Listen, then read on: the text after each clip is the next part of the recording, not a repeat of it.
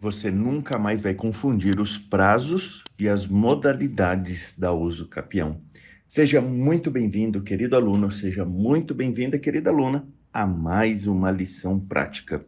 Para você que está chegando agora, eu sou o professor Marcel Rulli. Nos últimos anos, faço advogados faturarem os maiores honorários da advocacia, regularizando qualquer problema de imóvel em qualquer lugar do Brasil. Em outras palavras, vocês já imaginaram quantos imóveis, entre aspas, não possuem escritura como o povo pensa, né? Não possuem matrícula, mas se você chegar nas pessoas e dizer, olha, eu escrituro qualquer problema de imóvel, manda aí uma mensagem, faz esse teste na sua família mesmo, nas pessoas que você conhece.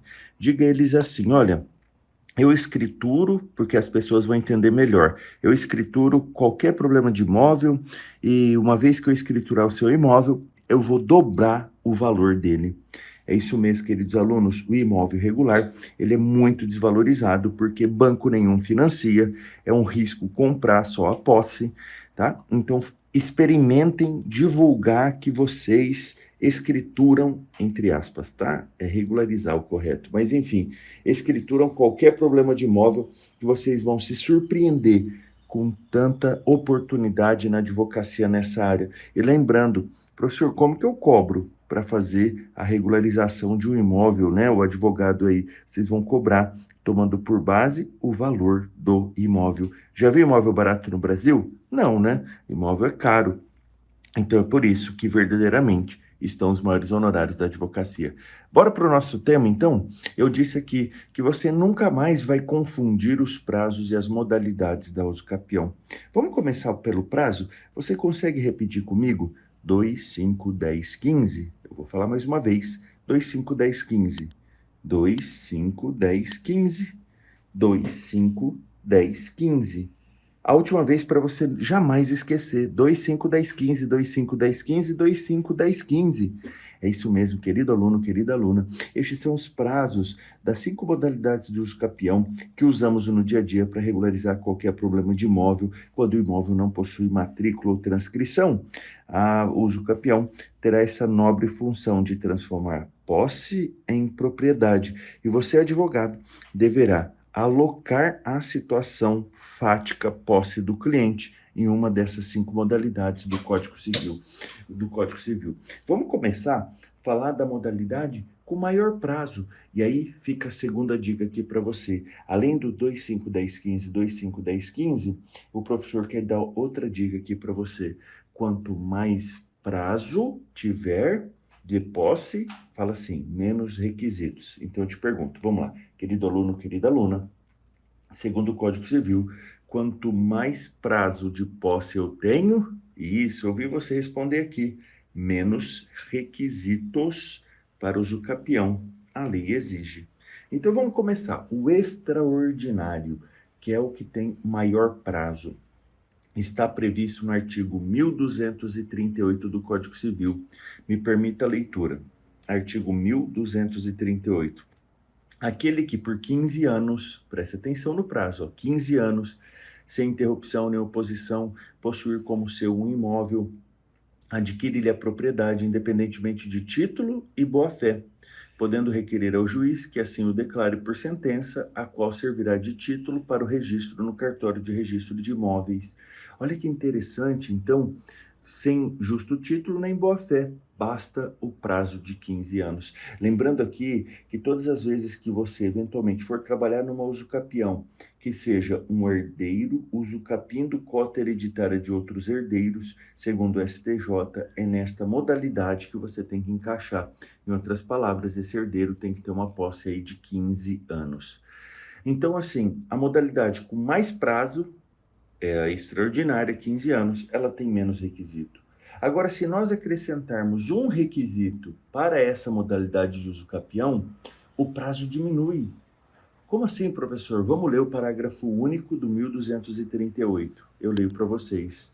O prazo estabelecido neste artigo reduzir-se-á a 10 anos, se o possuidor houver estabelecido no imóvel a sua moradia habitual, ou nele realizado obras ou serviços de caráter produtivo. Olha que interessante. Vamos lá. A usucapião extraordinária é a que tem mais prazo. Só prazo, 15 anos, não precisa nem de justo título, nem de boa-fé. Mas, se o cliente mora no imóvel ou realizou obras ou serviços de caráter produtivo, o Código Civil diminui de 15 para 10, porque acrescentou um requisito, moradia. Nossa, professor, que bacana. É assim, então você nunca mais vai esquecer. 2, 5, 10, 15. Quanto mais prazo, menos requisitos. Vou repetir, quanto mais prazo, menos requisitos. A segunda modalidade é uma modalidade que vai começar com 10 anos de prazo. O que vai vir automaticamente na sua cabeça, querido aluno, querida aluna? Isso, se já vai começar com 10 anos, ele já começou com menos prazo. Então, ele já vai começar com requisitos. Vamos lá. Vamos ler aqui. É o 1242, é a modalidade ordinária. Eu leio para você. Adquire também a propriedade do imóvel aquele que, contínua e incontestadamente, com justo título e boa-fé, o possuir por 10 anos. Olha que interessante, nessa modalidade eu já preciso ter o justo título e preciso ter boa-fé. Então, em razão de termos aqui justo título e boa-fé, o que o Código Civil fez? Diminuiu o prazo para 10 anos. Que sensacional essa dica, professor. Assim fica muito mais fácil de memorizar? Sim, é só você lembrar todas as vezes que eu tiver um prazo menor de uso capião, lembrando que o prazo máximo é 15, o prazo mínimo são 2. Então, todas as vezes que você se deparar com isso, você vai lembrar. Professor, aqui uma coisa que eu sempre tive muita dúvida, o que é uma posse de boa-fé e o que seria um justo título? Eu sempre fico nessa dúvida, professor. Parece que eu não aprendo isso. Fique tranquilo, querido aluno, querida aluna, porque a posse de boa-fé está prevista expressamente no artigo 1201 do próprio Código Civil. Deixa o professor ler para você. 1201 é de boa-fé a posse se o possuidor ignora o vício ou o obstáculo que impede a aquisição da coisa. Parágrafo único. O possuidor com justo título tem por si a presunção de boa-fé, salvo prova em contrário ou quando a lei expressamente não admite esta presunção. O que eu quero dizer aqui? O possuidor de boa-fé é aquele que não sabe se a posse é clandestina, se a posse é violenta, tá? Se a posse é precária. Ele acredita piamente que ele vai usufruir, que é dele o imóvel. Ele tem essa sensação de pertencimento. E justo título, professor, o que seria? E aqui eu vou dar uma dica para vocês. O justo título, no provimento 65 do Conselho Nacional de Justiça, lá no artigo 13, parágrafo 1º, ele dá vários exemplos de justo título. Eu vou ler aqui para vocês, ó, artigo 13, parágrafo 1º do provimento 65 do Conselho Nacional de Justiça, que assim reza: são exemplos de títulos ou instrumentos a que se refere o caput, ou seja, justo título. 1. Compromisso ou recibo de compra e venda. 2. Cessão de direitos e promessa de cessão. 3. Pré-contrato. 4. Proposta de compra. 5. Reserva de lote ou outro instrumento no qual conste a manifestação de vontade das partes, contendo a indicação da fração ideal, do lote ou unidade, o preço, o modo de pagamento e a promessa de contratar. 6. Procuração pública com poderes de alienação para si ou para outrem, especificando o imóvel. 7. Escritura de cessão de direitos hereditários, especificando o imóvel. 8. Documentos judiciais de partilha, arrematação ou adjudicação. Aqui são exemplos, então, de justo título. Então, vamos sintetizar aqui. Nós vimos a primeira modalidade, uso capião extraordinária. E isso, eu ouvi você aqui, você já pensou 15 ou 10, 15 ou 10, 15 ou 10. A extraordinária, que tem mais prazo. Se ela tem mais prazo, menos requisitos, 15 anos. Não precisa nem de justo título, nem de boa-fé. Se eu reduzir a extraordinária para 10 anos, o que você pensou automaticamente? Isso, ouvi você daqui. Moradia ou obras. Moradia ou obras ou serviços de caráter produtivo. Parabéns, querido aluno, você memoriza muito rápido. A segunda modalidade que começamos, em 10 anos, você já pensou, começou em 10 anos, 2 requisitos, justo título e boa-fé. Agora eu já sei o que é justo título e boa-fé. E na mesma lógica da usucapião extraordinária, nós teremos agora uma redução de prazo, também na ordinária, prevista no parágrafo único. O professor lê para vocês, quando ele fala assim, será de 5 anos o prazo previsto neste artigo, se o imóvel houver sido adquirido onerosamente, com base no registro constante do respectivo cartório, cancelada posteriormente, desde que os possuidores nele tiverem estabelecido a sua moradia ou realizado investimentos de interesse social e econômico, a famosa modalidade de uso capião tabular.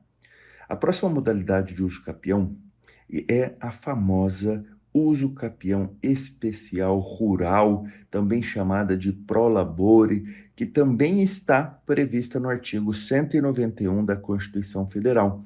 O professor dê para vocês é o artigo 1239 do Código Civil e o artigo 191 da Constituição Federal.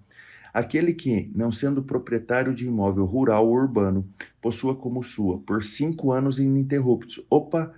De 10 já está em 5. O que você vai pensar, professor? Vai ter muitos requisitos. Exatamente. Vamos continuar a leitura.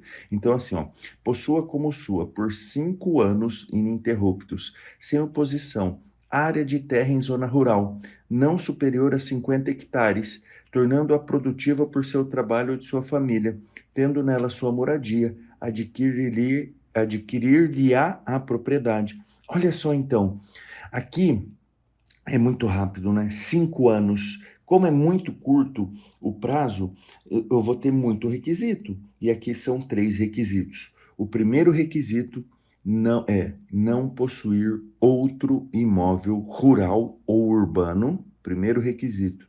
Segundo requisito, a área não pode ser superior a 50 hectares. E o terceiro requisito, tem que morar no imóvel. Então, olha só, como eu coloquei 3 requisitos, eu diminuí o prazo para 5 anos. A mesma lógica quando nós falamos da outra modalidade de uso capião, agora, a uso capião especial urbana, prevista no artigo 1240, que eu leio para vocês, aquele que possuir como sua área urbana de até 250 metros quadrados por 5 anos ininterruptos e sem oposição, utilizando-a para sua moradia ou de sua família, adquirir-lhe-á o domínio, desde que não seja proprietário de outro imóvel urbano ou rural. Em outras palavras, queridos alunos, essa uso capião especial urbana segue a mesma lógica da especial rural, onde eu tenho uma limitação, 250 metros quadrados, o imóvel urbano, a pessoa não pode ter outro imóvel, seja urbano ou rural, e a pessoa tem que morar no imóvel. E por último, a usucapião com menos prazo, a usucapião mais curtinha, é a prevista no 1240A, a famosa usucapião familiar. Eu leio para vocês, aquele que exerce por 2 anos, olha só, mínimo prazo, vamos ter mais requisitos. E quais são os requisitos da usucapião especial familiar?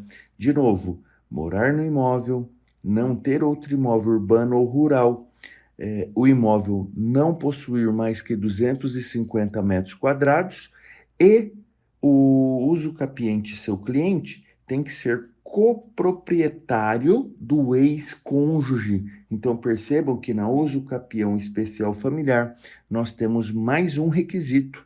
Se a gente lembrar que os requisitos da usucapião especial urbana são 3 requisitos, não é verdade? Não possuir outro imóvel urbano ou rural, morar no imóvel e o imóvel não ter mais que 250 metros quadrados. E essa especial urbana, 5 anos. Agora, especial familiar, cai para 2 anos. Então, eu acrescento um requisito, que é ser coproprietário. Espero que essas informações e lições práticas otimizem muito o seu tempo na sua advocacia, o seu conhecimento. Não esqueça, se você está ouvindo aqui no Instagram ou no YouTube, de deixar o seu gostei ao vídeo, ativar o sininho e puder compartilhar. Eu vou agradecer imensamente a sua ajuda em divulgar o meu trabalho do magistério que amo e me dedico de corpo e alma. Um grande abraço, querido aluno. Fique com Deus e com licença.